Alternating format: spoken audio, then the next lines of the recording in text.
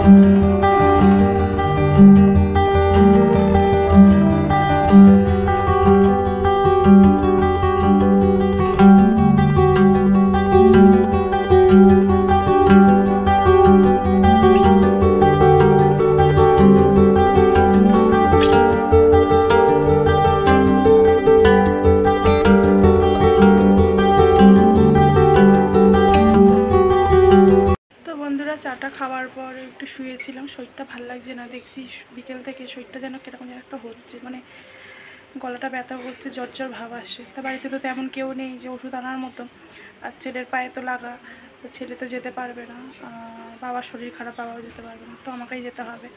তো ছেলেকে মায়ের কাছে রেখে এই এখন যাচ্ছি, এখন ঘুরিতে বাজে 9টা, এই এখন আমি বেরোচ্ছি একটু ওষুধ আনার জন্য। তো চলো সঙ্গে থাকো, দেখতে থাকো। এই যে বৃষ্টি হচ্ছে, মানে বৃষ্টি হচ্ছিল আর এখন থেমে গেছে, তাও এক ফোঁটা করে পড়ছে।